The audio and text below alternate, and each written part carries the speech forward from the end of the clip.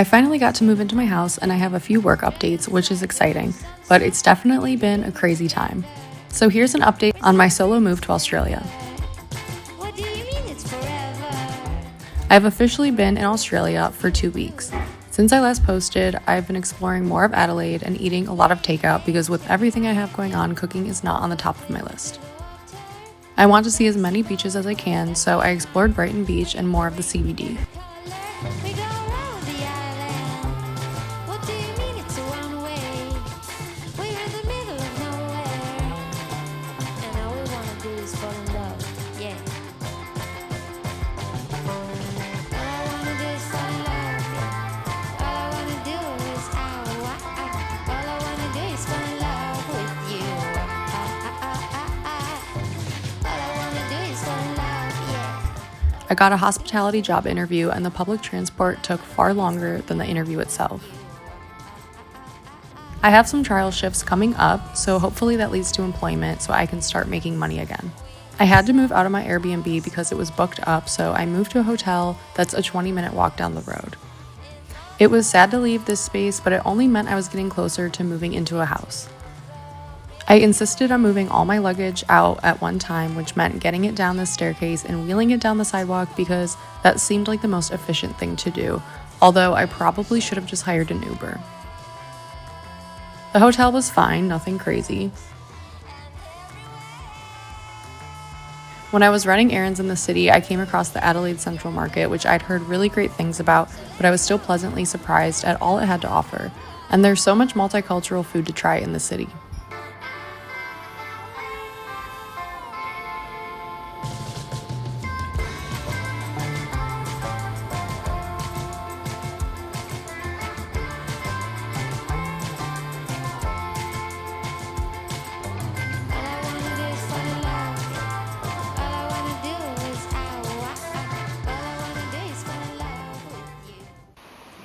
That weekend, I explored Glenelg a bit with my new housemate, got my new car, and drove all over to find antique furniture for my room. I get really impatient when it comes to furnishing a new home because I just want to feel settled as soon as possible and I hate lingering to-do lists. Luckily, it's super easy to find secondhand furniture that's pretty cheap, although I accounted for the out-of-pocket cost of this part of moving with my savings. There's a lot of vintage shopping in this area in general, which is something I really appreciate. I've had many sightseeing breaks in between moving responsibilities like shopping and building furniture.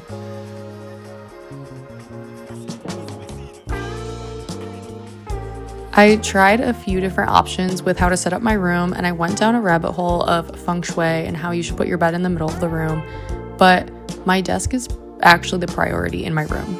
I love having my own private space to work on my creative projects.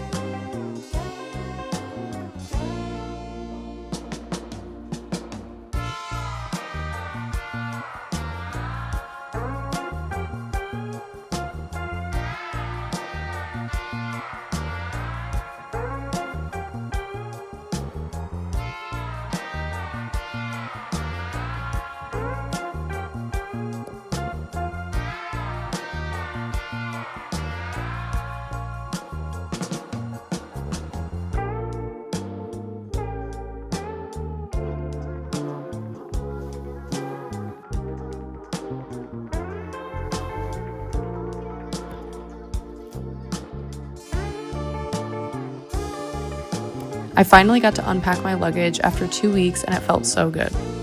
I only had 2 checked bags, so my clothes didn't take up too much space, which is good because I don't have a closet.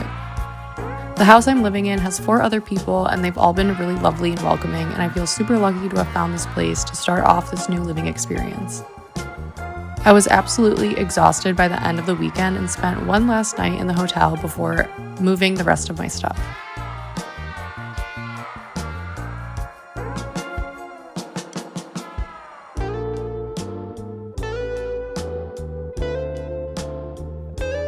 And the best part is I finally got to do a big grocery haul.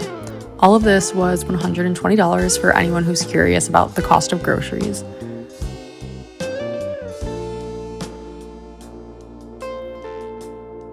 I can't wait to see what my room looks like by this time next week.